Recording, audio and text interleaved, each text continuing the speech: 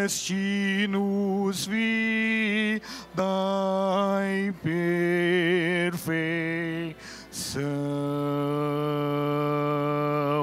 e ao desviar-nos do teu plano de amor, veio em Jesus a salvação.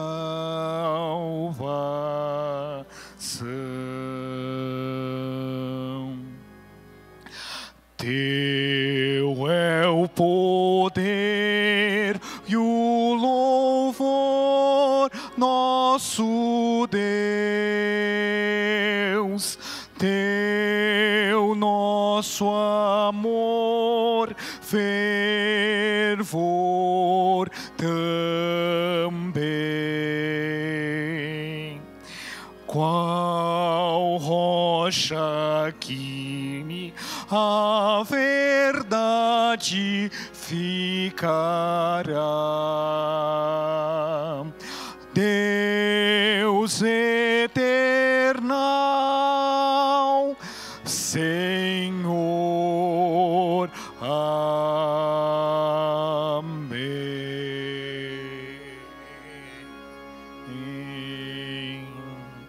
Amém.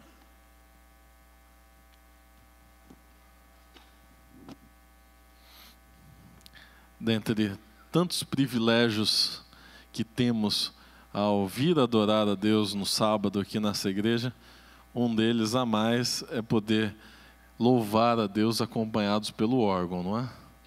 Obrigado, Dr. Pedro, que tem feito um belíssimo trabalho hoje, e é realmente um privilégio inestimável que temos aqui. Bom sábado. Você não quer dar aquele sorriso já tradicional nessa igreja para quem está do seu lado? Um abraço, levar o calor humano, esse dia frio. Seja muito bem-vindo aqui. Eu queria falar um pouquinho com você que nos assiste pela internet enquanto isso. Que Deus o abençoe e o alcance aí aonde você está. Se sinta parte dessa igreja e sempre muito bem-vindo. Deus o abençoe. Pastor Estina manda um abraço, está num compromisso de pregação hoje, e eu gostaria de informá-los sobre algumas poucas coisas. A primeira delas é que no dia 9, nós já anunciamos isso aqui, teremos o encontro de anciãos e esposas aqui na nossa igreja, promovido pela Associação Paulista Sul. Faça a sua inscrição, que encerra agora no dia 30, com a Celi, nossa secretária.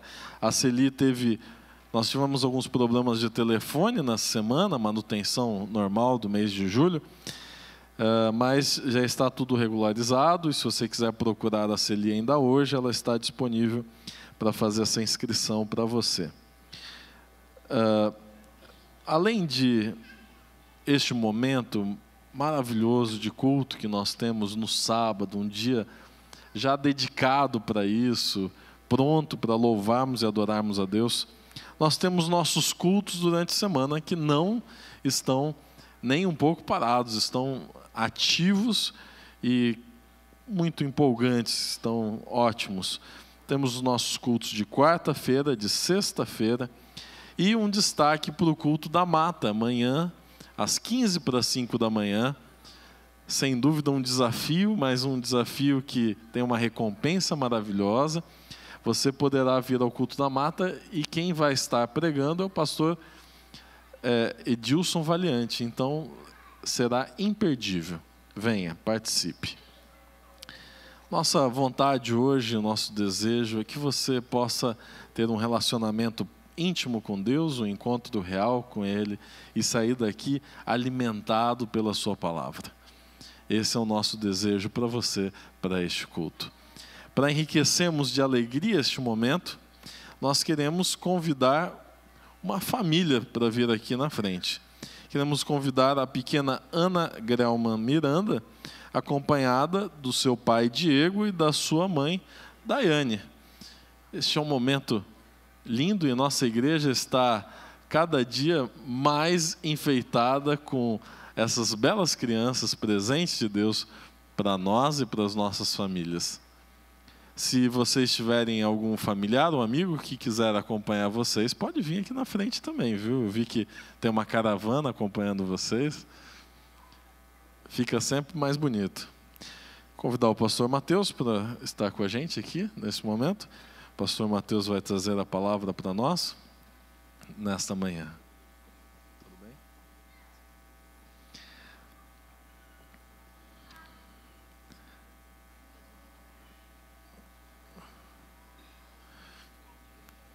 Sabe que um dos maiores presentes que Deus nos dá são os filhos. Eles transformam a vida da família, eles nos aproximam de Deus, e parece que é o início de uma responsabilidade a mais de ser o primeiro contato que a criança tem com Deus, é olhar para os pais. Esse momento de dedicação a Deus, ele tem alguns propósitos. Um deles é pedir que Deus abençoe. Outro propósito é a admissão dos pais, é o reconhecimento da família de que Deus precisa estar no centro dessa família. É o pedido que Deus abençoe, além dessa criança, abençoe toda a família. Também é o momento onde a gente diz, como igreja, para a família, que nós nos sentimos também responsáveis por essa educação. Que nós estamos aqui para apoiá-los nessa caminhada que certamente tem como destino final a Canaã Celestial. E todos juntos, não como uma única família, mas uma família enorme dessa igreja, queremos nos apoiar e ajudar a promover essa educação que nos conduz rumo à eternidade. Que todos nós possamos juntos continuar seguindo a Cristo e juntos nos encontrarmos com Ele pessoalmente. Esse é o nosso desejo nesse momento. Enquanto nós vamos ouvir uma bela música cantada pela Vânia, nós vamos colocar a impressão digital do pezinho no certificado.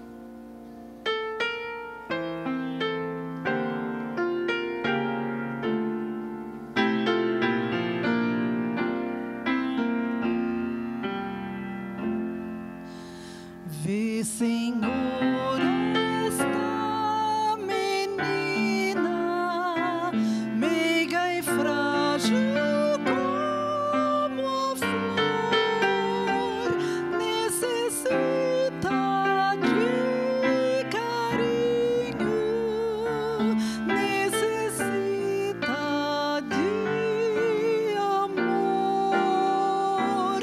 Seus olhinhos são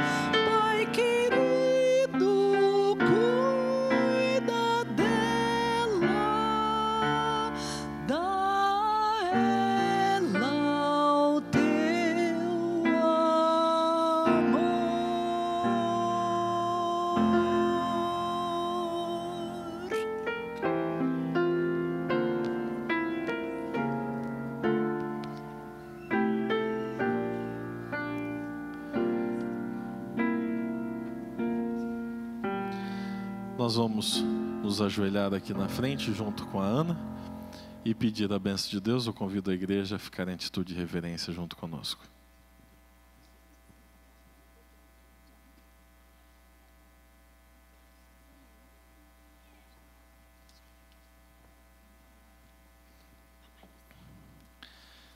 Senhor Pai que estás nos céus, muito obrigado pelo presente que é a pequena Ana.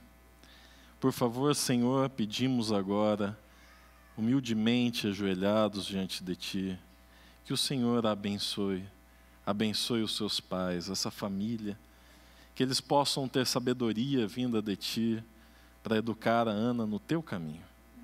Senhor, que o futuro dessa criança seja a Tua salvação, que o futuro dessa família seja um encontro contigo aí nos céus. Que o futuro dessa igreja seja estar na Canaã celestial ao teu lado. Senhor, esse é o nosso maior desejo. Que o Senhor capacite também essa igreja, a sua liderança, as professoras da escola sabatina, a conduzir as nossas crianças neste caminho. É isso que nós te pedimos, dedicando a Ana a Ti, por amor e em nome de Jesus. Amém.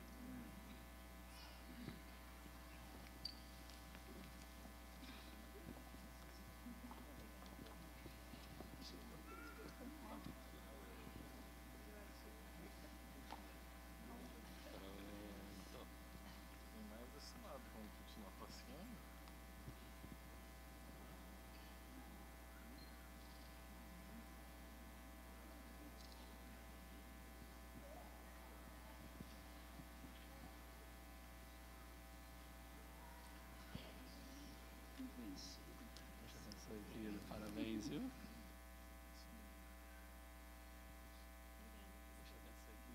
Parabéns, viu? Titios todos. Quantos titios? Deus abençoe todos vocês, viu, gente? A avó? Olha, parabéns. Parabéns, gente. A avó e a última na missa.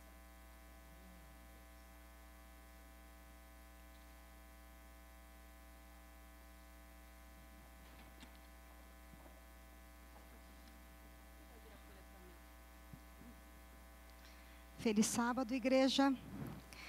Você já parou para pensar que ao devolvermos os nossos dízimos e ofertas, nós só o fazemos porque o Senhor nos abençoou primeiro?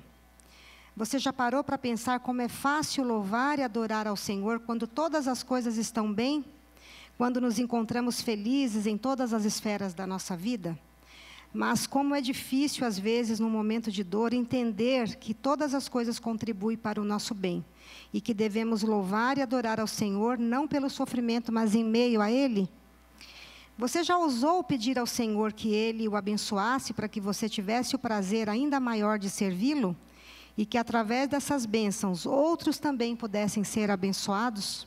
Porque essa é a vontade de Deus, de que, ao sermos abençoados, nós também dividamos com aqueles que necessitam as bênçãos que o Senhor nos deu. Quando Jabes orou ao Senhor, pedindo que Deus alargasse suas fronteiras e que fosse com ele a sua mão e o livrasse do mal, ele não imaginou naquele momento de oração sincera que o Senhor o faria de maneira tão grandiosa. Porque Deus vê o interior e conhece a sinceridade do nosso coração. Da mesma forma, com as nossas ofertas, ao doarmos aquilo que Ele já nos deu primeiro, o Senhor conhece a intenção do nosso coração. Por isso, hoje, ao devolver os nossos dízimos e entregarmos as nossas ofertas, que elas sejam frutos da nossa imensa gratidão a Deus, por tudo que Ele tem feito em nossa vida. Neste momento, adoremos ao Senhor com os nossos dízimos e ofertas. As diaconisas e diáconos passarão as salvas.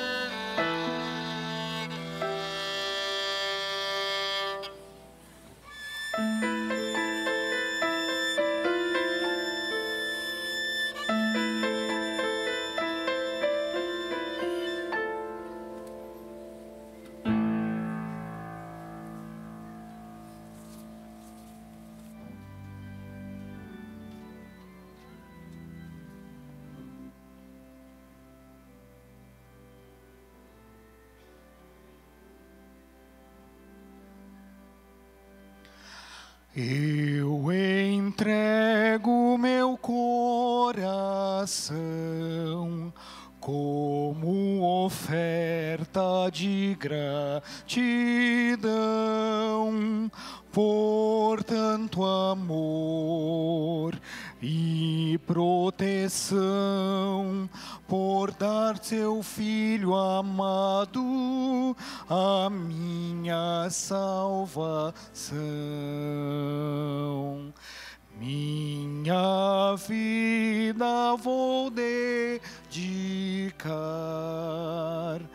aos teus pés, Senhor.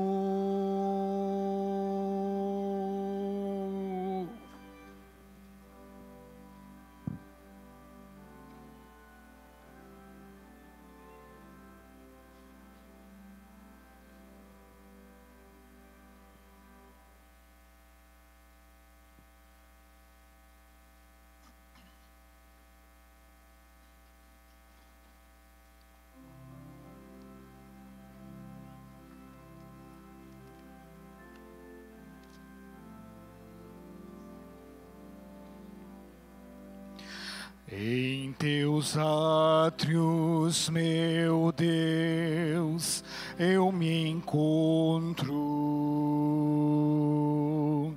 Aceitei teu convite, eis-me aqui, Senhor.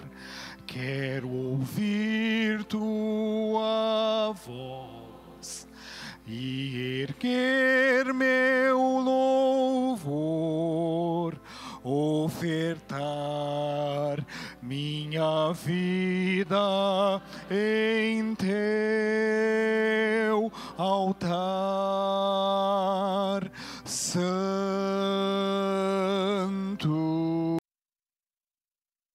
Os Criador,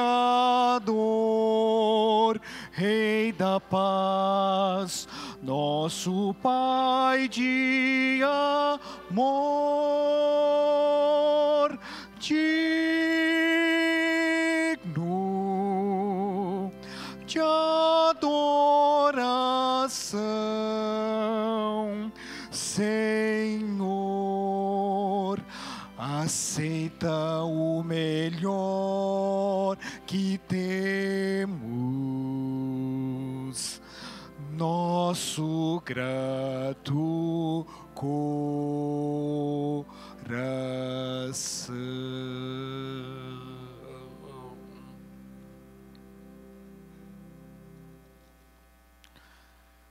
O hino de número 12 é o convite à adoração, que iniciaremos agora. Hino de número 12. 1, 2, vinde povo do Senhor.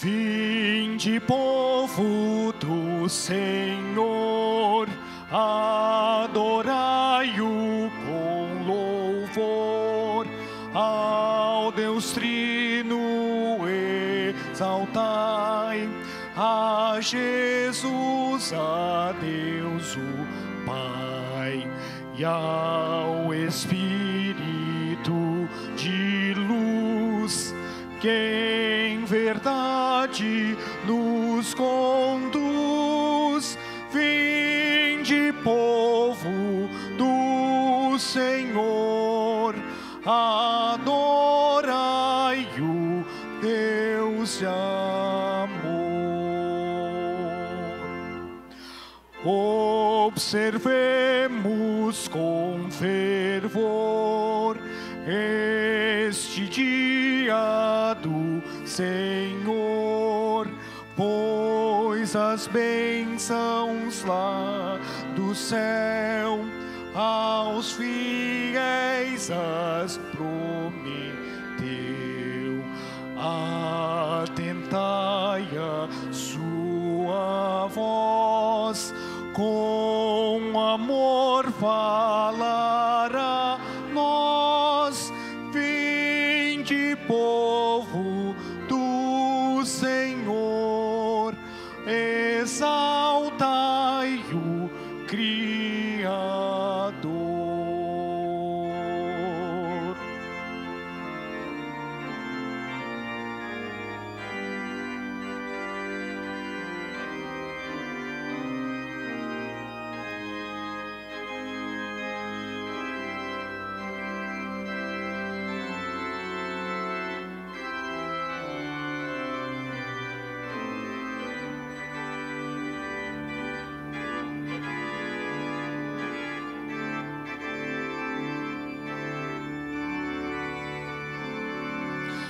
Quando a igreja se tornar triunfante lá no lar, nossas vidas findarão e virá a redenção. Mal e dor ficando atrás, reinará amor e paz. Vinde, povo do Senhor, aclamai o Redentor.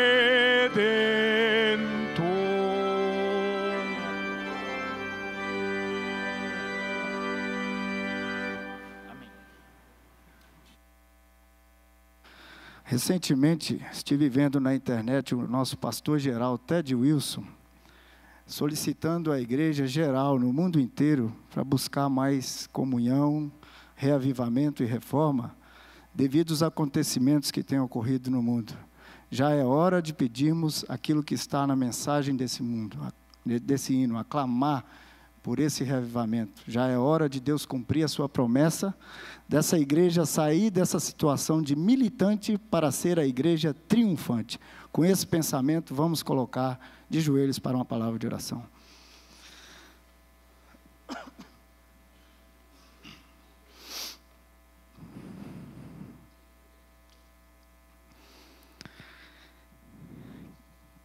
Querido e eterno Deus, aqui está a sua igreja, o teu povo, Pai, de joelhos, no santo sábado, nessa santa hora de adoração, clamando ao Senhor que o Senhor venha estar presente nessa reunião.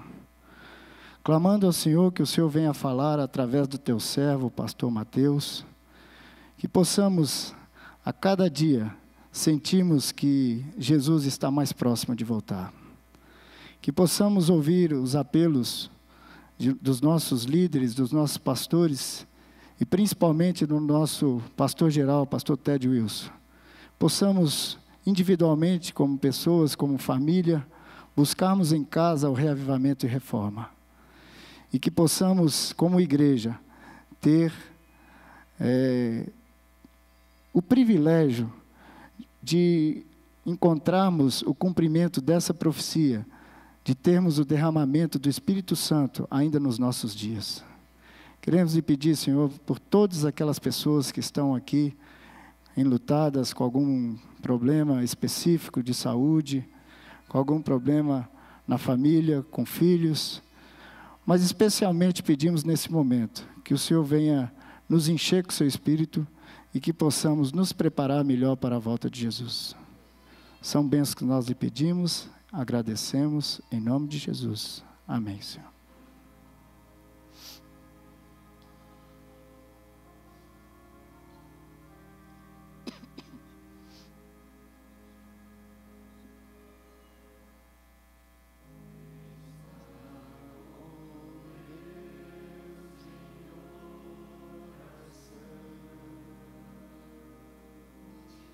Que segurança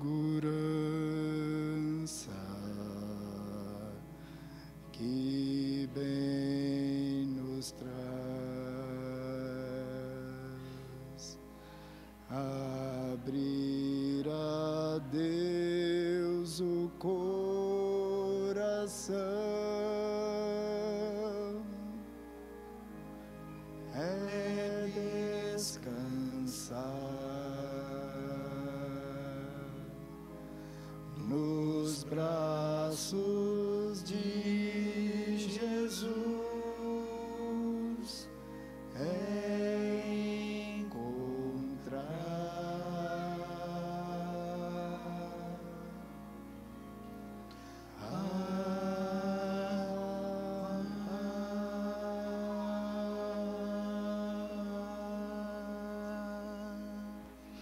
Amém.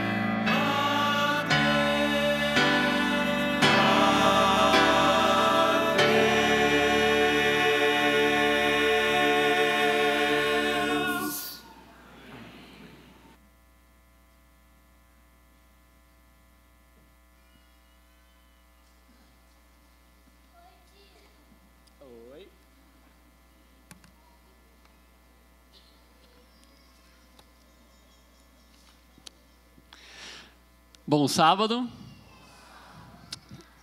Tudo bem com vocês? Que bom.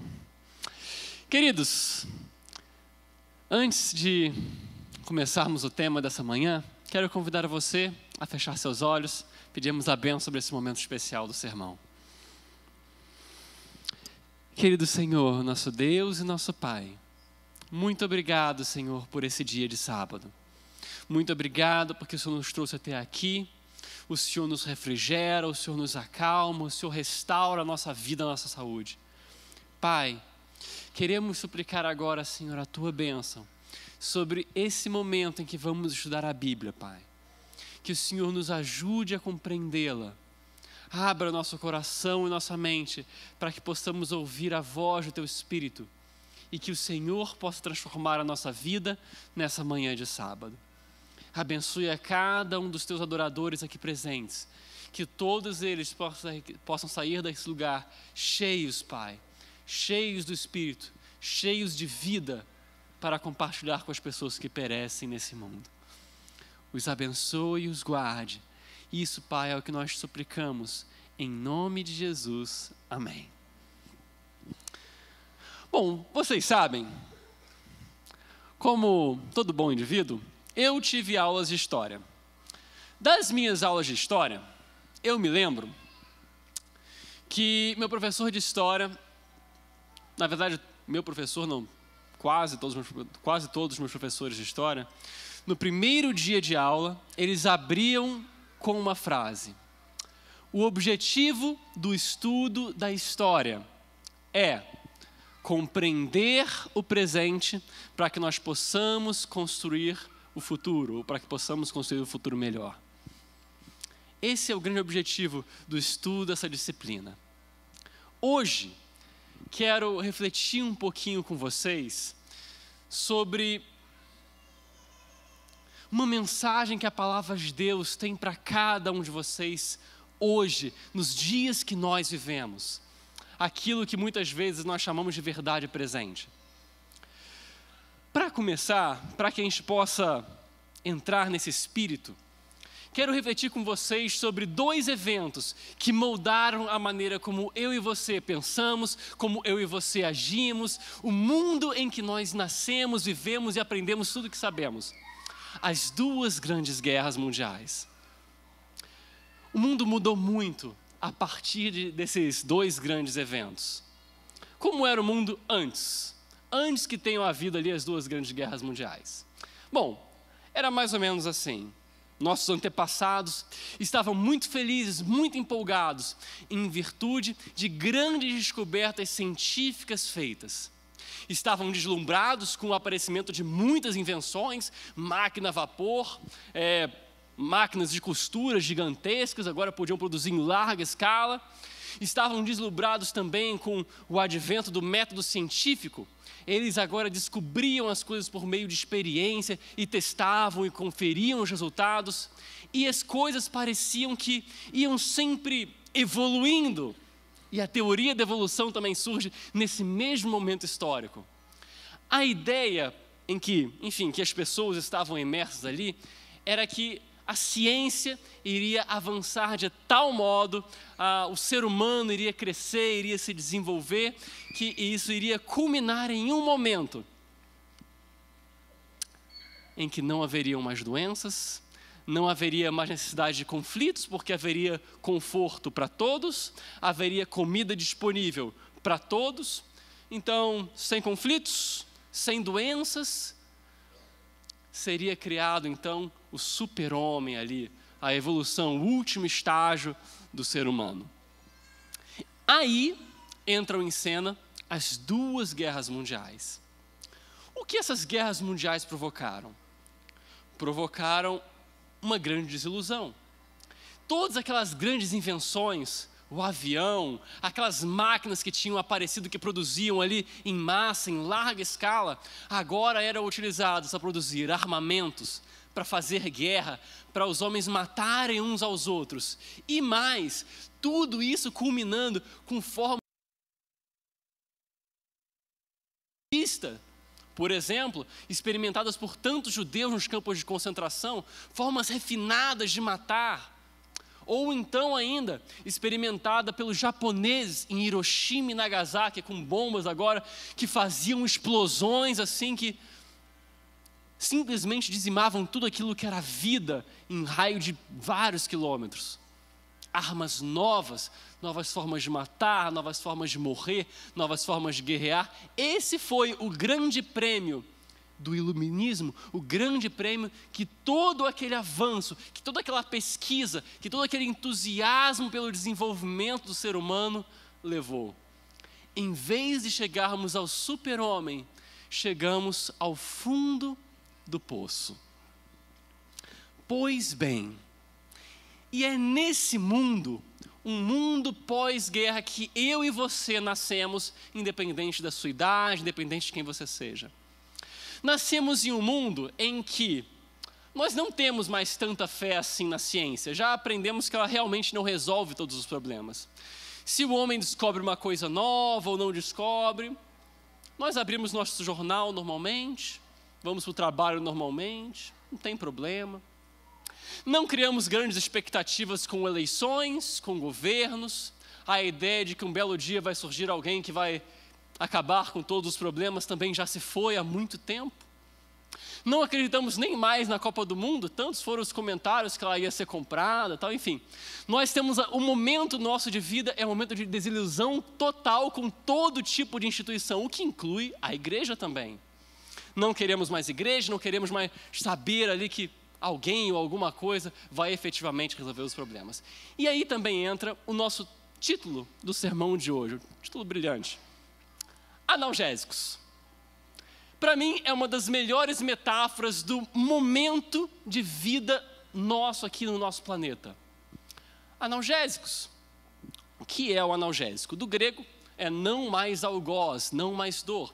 Ele atua no nosso sistema nervoso central ou periférico e simplesmente ele faz com que a gente perca a nossa sensibilidade. Que a gente pare de sentir aquela dorzinha de cabeça chata que te incomoda. Está sentindo dor de cabeça, vai lá e pluft, toma aquela pílulazinha, aquele comprimidozinho, e a dor de cabeça se vai como mágica.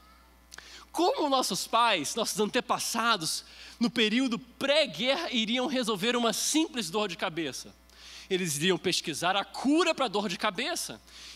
Não iriam dormir nem de dia nem de noite enquanto não criassem o ser humano imune à dor de cabeça. Mas hoje nós não acreditamos mais nisso. Simplesmente não acreditamos. A nossa grande alegria é simplesmente tomar o comprimido e a dor de cabeça passar e a gente poder voltar a fazer o que nós estávamos fazendo antes, agora tranquilos. Sabe, nós não estamos mais preocupados com respostas, não estamos mais preocupados com soluções, nós só queremos resolver a nossa bendita dor de cabeça. Simples assim. Esse é o mundo em que você nasceu.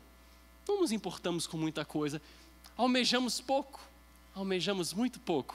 Somos uma geração prática, somos uma geração que deseja simplesmente resolver nossos problemas hoje, aqui, agora, continuar a nossa vida, continuar a ir para o trabalho, continuar a voltar para casa, simplesmente fazer aquilo que temos que fazer, sem ninguém, sem nada nos incomodar. Assim, por exemplo, nossa praticidade pode ser resumida de algumas formas. O que a nossa praticidade moderna ou pós-moderna nos inventou?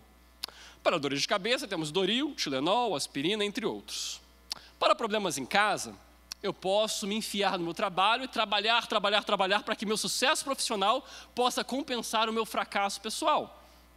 Para problemas com esposa ou problemas com mulheres, temos sites pornográficos que resolvem um problema, masturbação, traição, amantes e por aí vai.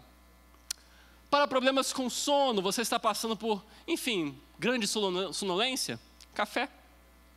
Timidez, você não consegue soltar, não consegue, enfim, conversar à vontade com os amigos, álcool, nas suas diversas formas.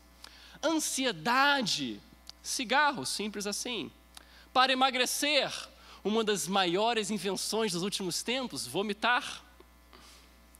Para conseguir dinheiro, óbvio, loteria, jogar na cena.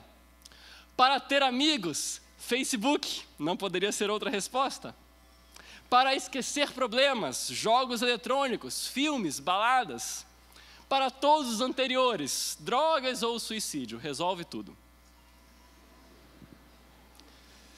Sabe, queridos, nós somos uma geração que simplesmente não se importa. Nós só queremos parar de sentir a maldita dor, simplesmente. Os tempos em que vivemos, tempos de desilusão, somos os filhos da desilusão, nos fizeram uma geração fraca, provavelmente uma das gerações mais fracas que já viveu sobre a terra. Nós simplesmente nos contentamos com pouco, com a praticidade, com a rapidez, em viver anestesiados, em viver uma vida superficial. Agora, com esse pensamento, abra sua Bíblia em Mateus capítulo 24. Quando Jesus, o que nós encontramos em Mateus capítulo 24? Jesus, em seu sermão profético, comentando sobre a condição do mundo nos últimos dias, imediatamente antes do seu retorno, com poder e grande glória. O que nós encontramos ali, queridos? Jesus fazendo uma descrição de como seria a vida da terra nos últimos dias da história desse mundo. Mateus capítulo 24. Nós iremos ler a partir do verso 37. E assim está escrito na palavra do Senhor. Pois assim como foi nos dias de Noé, também será a vinda do Filho do Homem.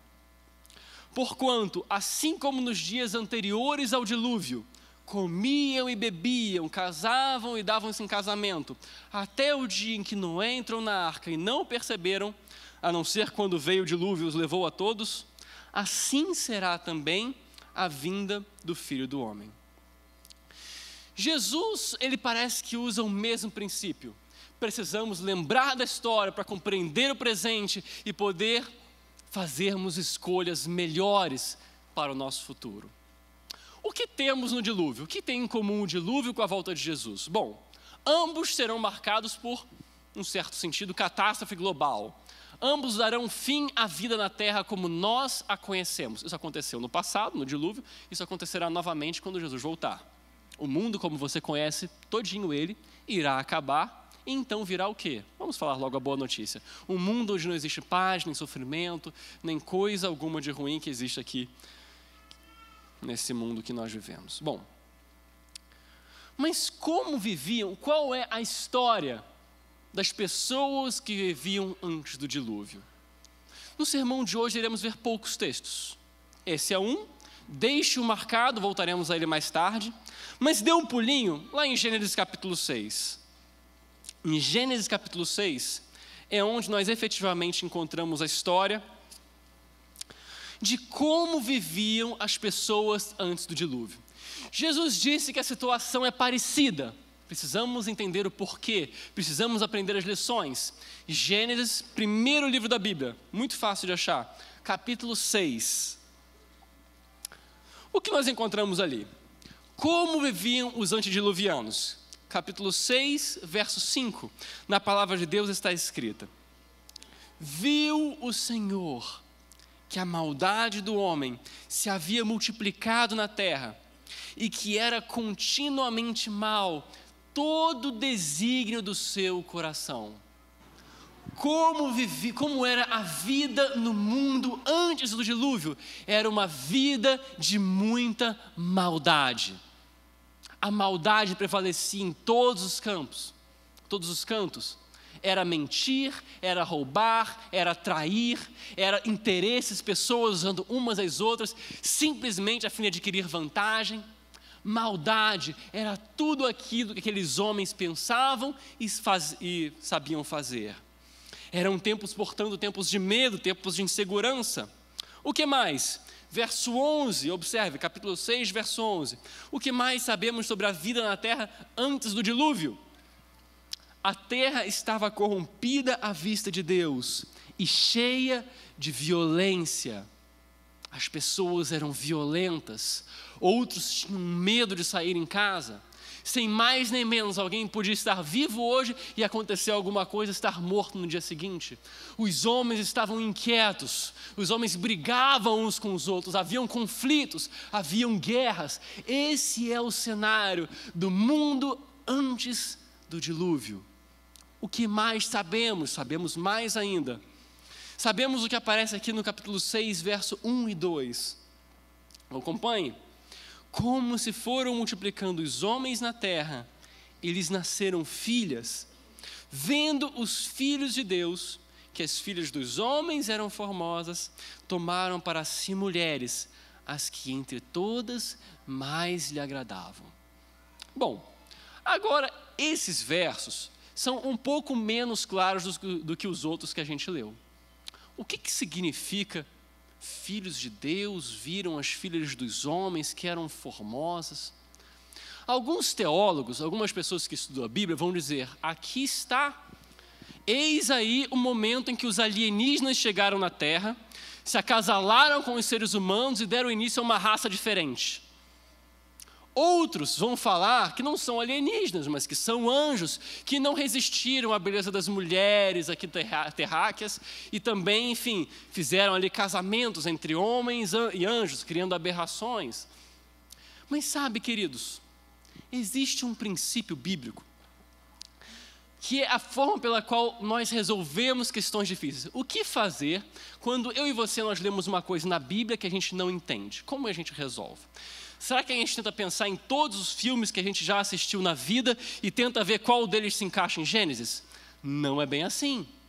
O princípio é, a Bíblia deve ser a sua própria intérprete. A Bíblia e a Bíblia somente é a regra que mostra, enfim, o caminho a seguir, que mostra como se interpretar, que auto-revela aquilo que, enfim, que ela deseja transmitir. Então, como vamos entender isso? Ainda bem que Gênesis não tem muita história antes, então é fácil. Você vira uma página da sua Bíblia e você vai descobrir que tem ali o capítulo 4 e 5. No capítulo 4 e 5 de Gênesis, o que nós encontramos? Encontramos uma coisa que muitos de vocês, quando estavam fazendo ano bíblico, às vezes passaram por ali e deram um grunhido ou algo assim, puxa, genealogia, tal. O que é genealogia? Genealogia é assim, é fulano, foi pai de Ciclano, que foi pai de Beltrano, que foi pai de Ciclano de novo, porque repetiu o nome, e por aí vai. Isso é uma genealogia. Curiosamente, temos duas genealogias, uma no capítulo 4 e uma no capítulo 5. Vamos olhar do que se trata. Capítulo 4, o que nós encontramos? Capítulo 4, verso 17. E coabitou Caim com sua mulher, e ela concebeu e deu à luz a Enoque, e Caim edificou uma cidade e lhe chamou Enoque o nome de seu filho.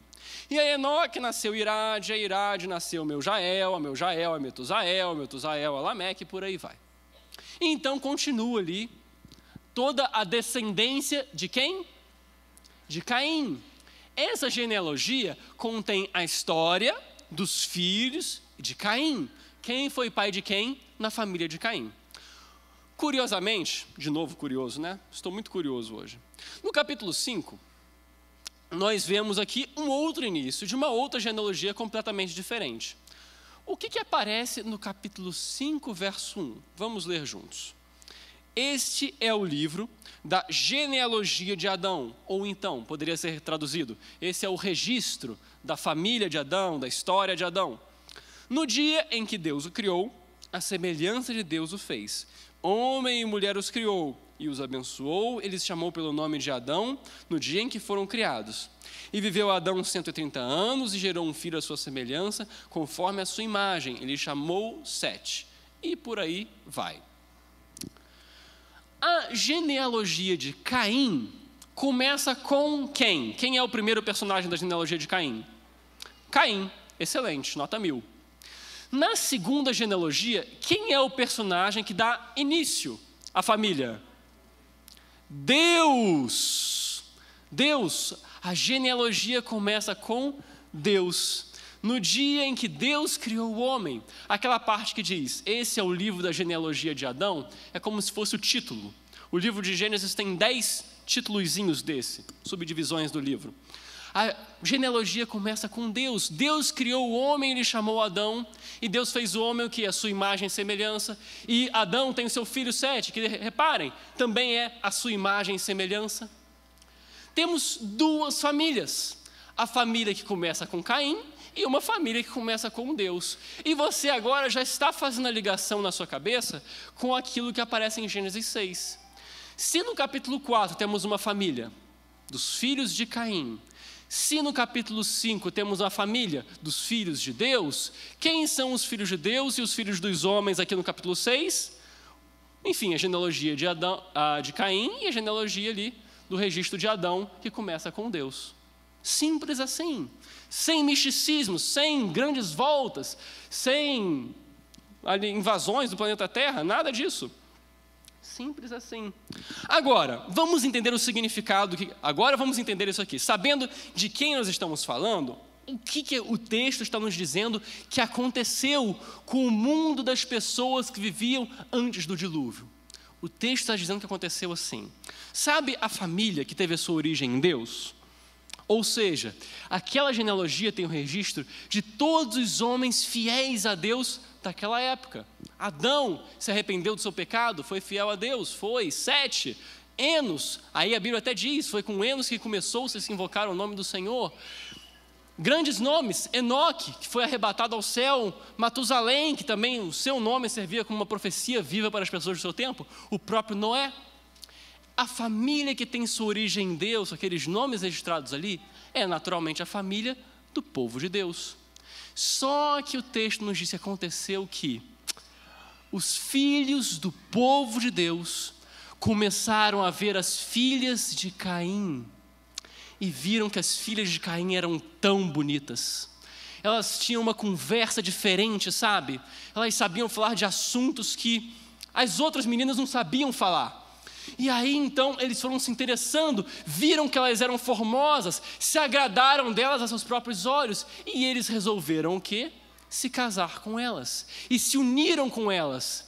E o resultado da união entre os filhos do povo de Deus e as filhas de Caim foi que a maldade aumentou continuamente no mundo, e aumentou a tal ponto que o povo de Deus quase desapareceu.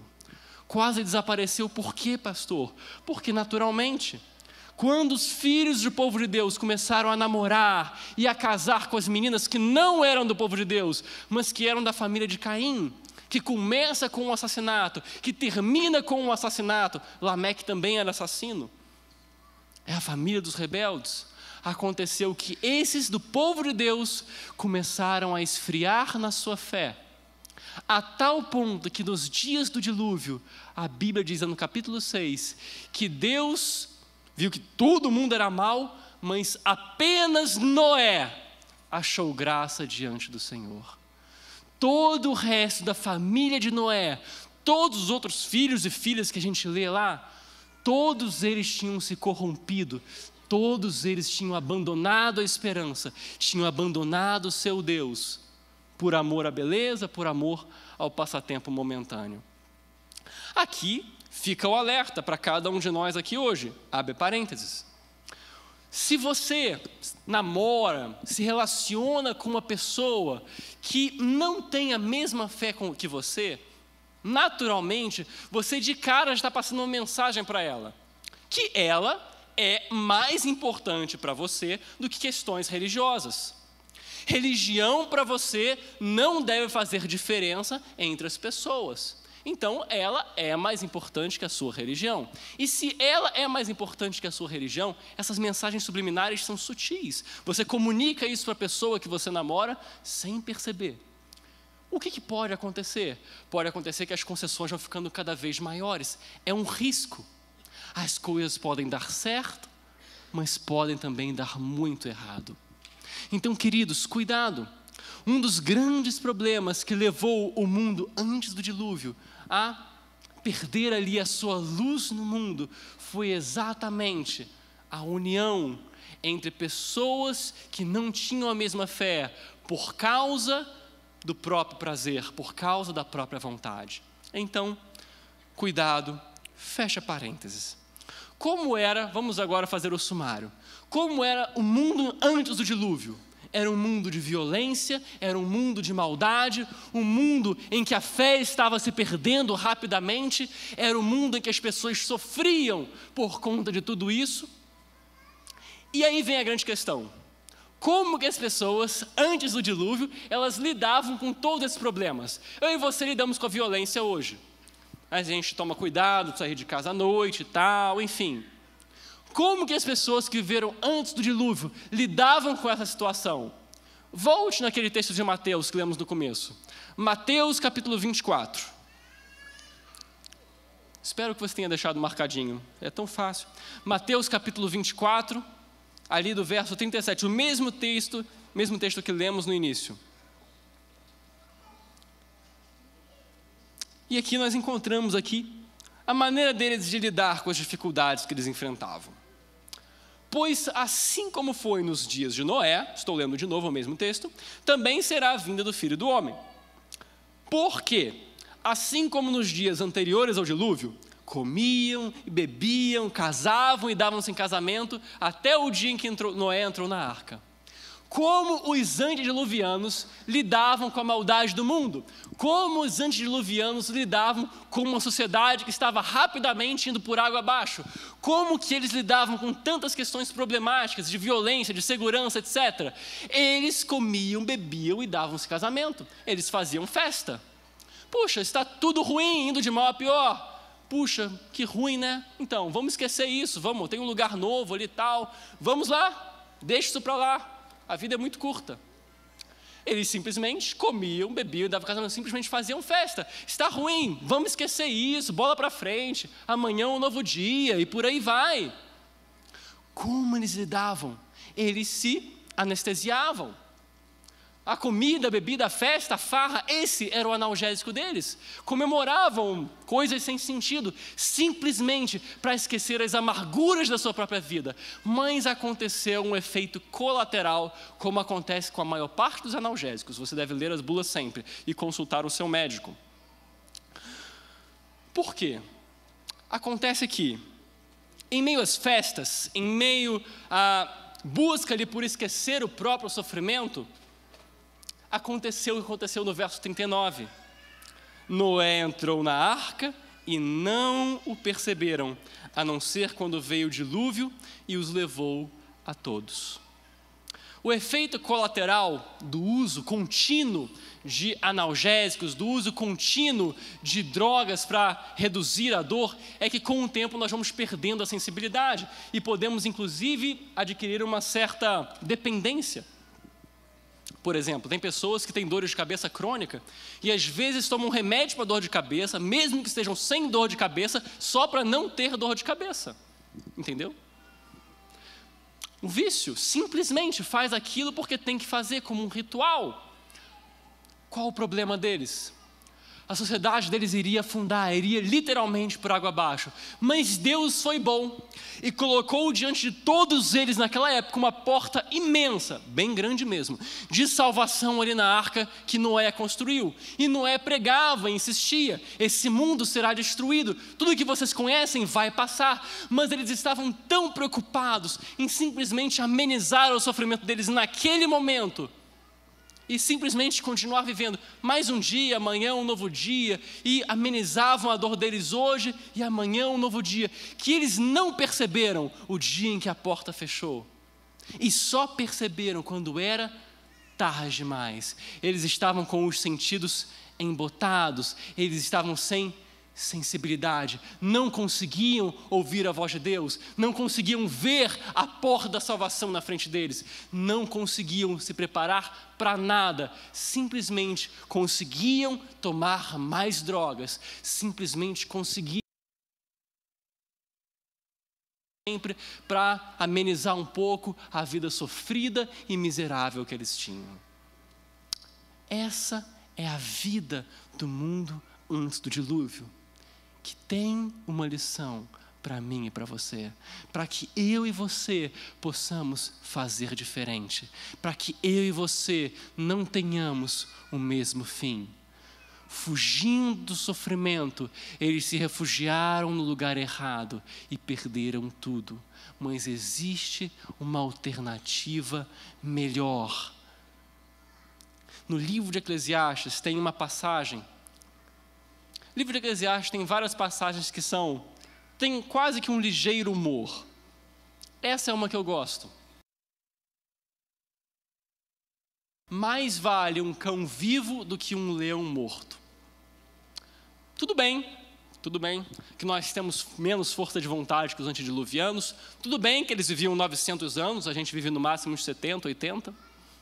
Mas, ainda assim, as coisas que estão escritas nesse livro estão escritas para que eu e você tenhamos esperança hoje. Eu e você não precisamos morrer como eles morreram. Não precisamos. Qual a mensagem que eu tenho para você hoje? Último texto dessa manhã, Apocalipse capítulo 3, em que mais uma vez a palavra ela é dirigida aos nossos dias, é dirigida ao nosso contexto, à nossa vida. Apocalipse capítulo 3, a partir ali do capítulo 2, a gente tem uma série de cartas, são mensagens de Deus específicas para diversos momentos da história desse mundo, depois da ascensão de Cristo ao céu. Deus nunca deixa de falar aquilo que o seu povo precisa naquele momento específico de vida que ele tem ali na terra. Ou seja, Deus tem literalmente uma mensagem para você hoje. Deus está ensinando você a lidar com esse contexto de vida que você tem, moderno, complicado, bagunçado. Hoje, Deus está nos ensinando, Deus vai nos ensinar. Em Apocalipse capítulo 3, verso 14, a palavra de Deus diz: ao anjo da igreja em Laodiceia, escreve: estas coisas diz o Amém, aquele que fecha a história, a testemunha fiel e verdadeira, o princípio da criação de Deus. Conheço as tuas obras, Deus falando para o último povo que vai viver nesse mundo, o povo que vai ver Jesus voltar. Eu conheço vocês, que nem és frio nem quente. Quem dera fosses frio ou quente. Assim, porque você é morno e nem é quente nem frio, estou a ponto de te vomitar da minha boca. Porque você diz: estou rico e abastado e não preciso de coisa alguma. E você nem sabe que você é miserável, que você é infeliz, sim, miserável, pobre, cego e nu. Para por aqui. Duas imagens são empregadas por Deus para, em primeiro lugar, fazer a descrição de como é a vida na terra nos dias que Jesus Cristo vai voltar a esse mundo. Como a vida na terra está.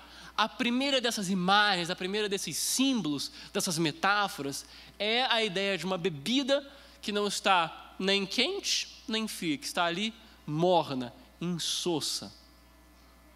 O povo de Deus, a sociedade, o mundo que vai ver Jesus voltar, novamente esse aspecto é enfatizado, é um mundo fraco. Esse aspecto da fraqueza é muito forte nessa imagem. Por quê? Ele nem ao menos tem coragem de se entregar completamente às orgias e aos prazeres desse século. Completamente, porque ao mesmo tempo ele tem um medo. Mas vai que tem um Deus.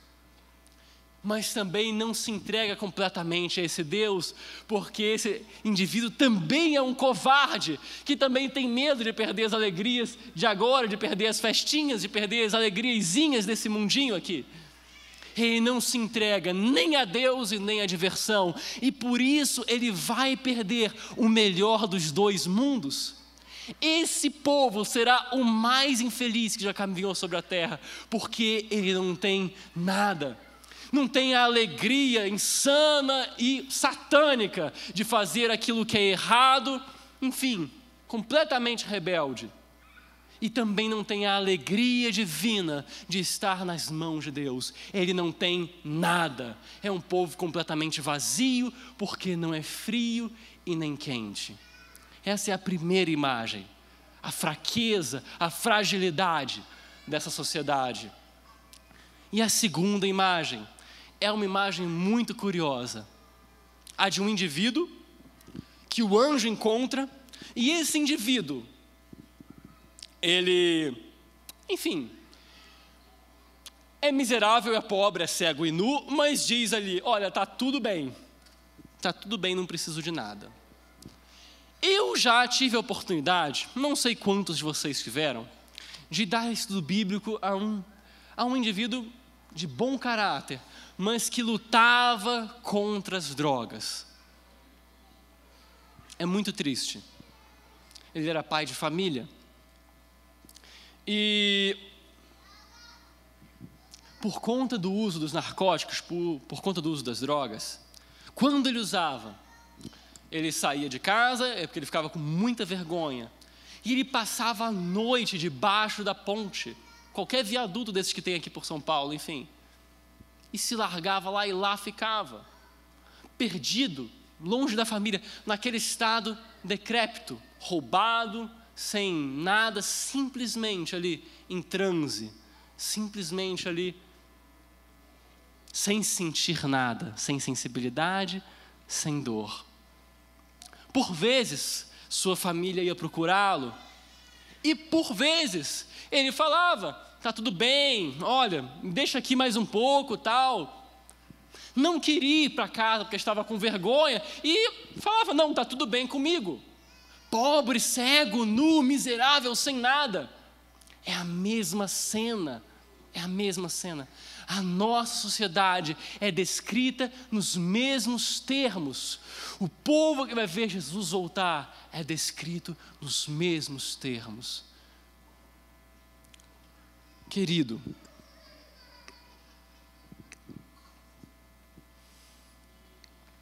existe uma saída, existe uma solução. Existe uma porta de salvação aberta para você hoje também, como havia para o mundo antes do dilúvio. A sociedade, diga-se de passagem, ela é medida pelo seu elo mais fraco. A sua força, a força de uma corrente é medida pelo seu elo mais fraco. Quão fracos somos nós, que temos tantos irmãos e irmãs padecendo no vício dessa mesma forma, e eles refletem também aquilo que eu e você somos. Bom, vamos à solução. Verso 19. Qual é a nossa porta de salvação? Como podemos nos livrar de uma situação tão deprimente, tão triste, tão feia? E a palavra do Senhor diz: eu repreendo e disciplino a quantos amo. Sê, pois, zeloso e arrepende-te. Eis que estou à porta e bato.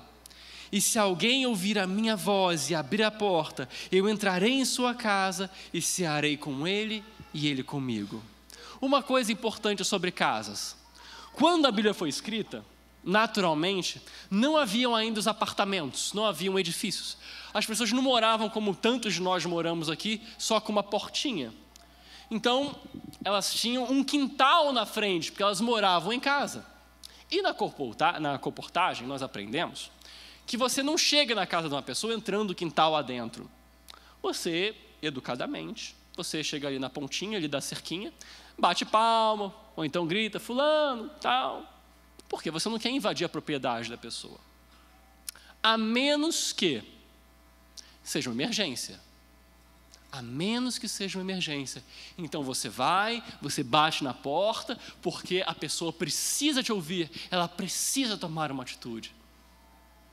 Quando Jesus diz, eis que estou à porta e bato, é porque a mensagem ela é urgente. Ela é a coisa mais importante no momento, antes que a vida acabe. Estamos a um passo de ficarmos insensíveis demais para reagirmos a qualquer apelo de Deus. Por isso Ele insiste hoje. Hoje, qual é a sua porta de salvação? O que você precisa fazer para ser salvo? O que você precisa fazer para não ter o mesmo destino que o pessoal diante do dilúvio teve? Você precisa hoje arrepender dos seus pecados, porque é chegado o reino dos céus. Você precisa hoje parar de simplesmente lutar para não sentir as dores desse mundo, simplesmente tomando analgésicos, usando soluções temporárias. Você precisa hoje tomar uma decisão definitiva ao lado de Cristo. Não simplesmente ficar no meio do caminho. Isso aqui eu dou para Jesus, isso aqui eu não dou porque é difícil demais. Queridos, se nós somos filhos do Deus Criador dos céus e da terra, como nós podemos ficar tranquilos, mantendo coisas na nossa vida, que eu digo, isso não tem jeito? Como você pode se contentar em fazer aquilo que é errado, simplesmente tomando um analgésico depois para esquecer do problema, para fingir que não existe? Nós somos especialistas, como filhos da desilusão, em fingir que os problemas não existem, mas eles existem e vão pegar todos vocês, a menos que hoje vocês atendam o apelo de Deus. É necessário um cristianismo radical. É necessário, radical no melhor dos sentidos, naturalmente, um cristianismo que se apega a Deus de forma pura e simples, que simplesmente faz aquilo que Jesus manda e nada mais, e se contenta com isso, porque a nossa porção é o Senhor, nele esperarei. Meu apelo para você hoje, querido, é que eu sei que você tem mudanças a fazer na sua vida, como eu tenho tentado fazer na minha também. E eu sei que se você procurar esquecer isso, essa coisa vai te destruir. Portanto, é importante que hoje nós não estejamos embriagados, nós não estejamos simplesmente nos divertindo e esquecendo das coisas mais importantes da existência. Mas é importante que hoje nós nos enchamos com o Espírito de Deus. Nós busquemos ao Senhor como se fosse a nossa última esperança, como se todos nós fôssemos uma legião de desesperados, porque na verdade é isso mesmo que somos, porque não existe outra esperança para você fora do Senhor. O meu apelo para você nessa manhã, nessa tarde, é que você hoje se entregue completamente nas mãos desse Deus. Não quero que você venha à frente, não quero que você faça compromissos, porque eu não quero que nenhum de vocês venha mentir nessa manhã. Mas eu desejo que vocês saiam daqui e realmente mudem nos seus corações e se salvem. Feche seus olhos, deixa eu orar por você. Senhor, nosso Deus e nosso Pai maravilhoso, muito obrigado. O Senhor é tão bom para cada um de nós, Pai, porque o Senhor nos vê como nós somos, mesmo quando nós mesmos não conseguimos nos ver. Mas o Senhor nos vê e nos ama, e nos oferece, Pai, justiça, paz, salvação, mesmo a um drogado perdido, mesmo alguém que não tem nem noção do seu próprio nome ou de onde mora, mesmo assim, o Senhor insiste que nós podemos ser salvos, se andarmos os seus caminhos, se deixarmos de fazer a nossa própria vontade e te obedecermos. Senhor, nos ajude, porque nós queremos ser salvos, Pai. Nós queremos uma alegria que não acaba no dia seguinte. Nós queremos uma salvação que é sem fim, Pai. Nós queremos, Senhor, a vida eterna que nada pode tirar. Por favor, sem merecer, conceda a cada um desses teus filhos, e que eles saiam daqui perdoados de todos os seus pecados, em nome de Jesus Cristo. A todo pecado que for confessado, que ele seja perdoado, limpo, purificado, e que o Senhor os dê forças, Pai, para que eles não mais retornem a esses caminhos sujos. Os abençoe, os guarde, os proteja, com um sábado de paz, um sábado de esperança, um sábado de genuína salvação, em nome de teu Filho Jesus. Amém.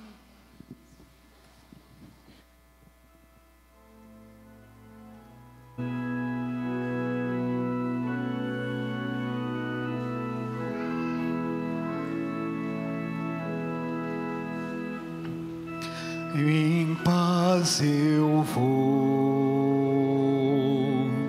ouvir a voz de Deus. Em paz paz eu vou, estou feliz, achei abrigo em sua casa, em paz estou com meu Jesus.